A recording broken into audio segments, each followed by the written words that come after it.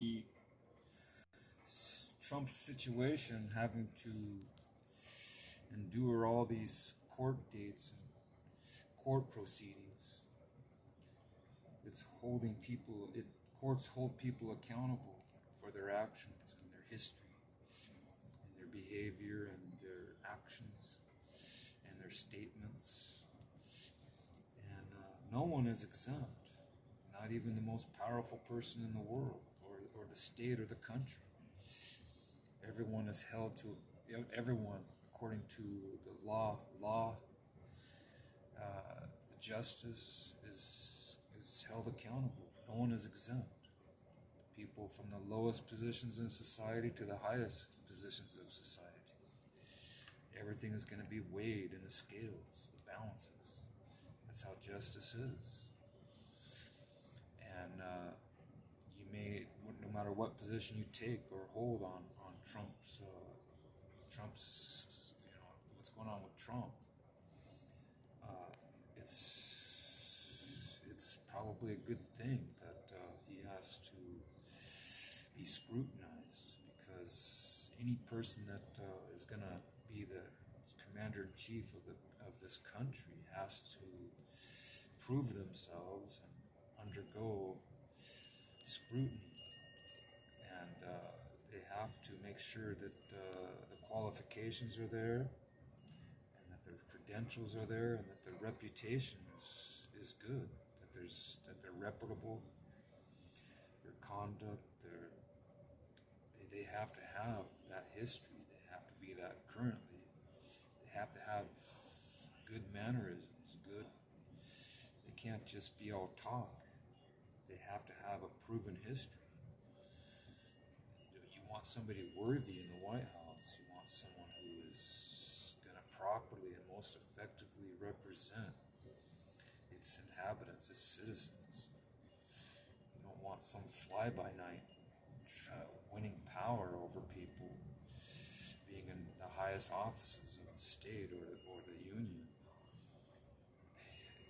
So you have to let things kind of work themselves out, play out, because everything's put in scales, and they are in the scales. Sometimes the scales tip one way, and then it will lean back the other way, tip the other way, until they balance out.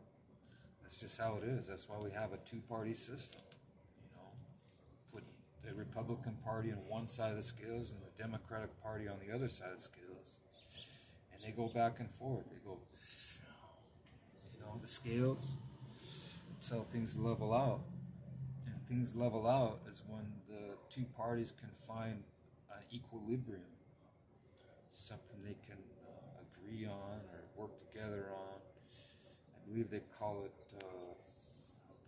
bipartisanship, where they find something that both parties can agree to, and they work together on it. They work on the problem together. They solve the problem together.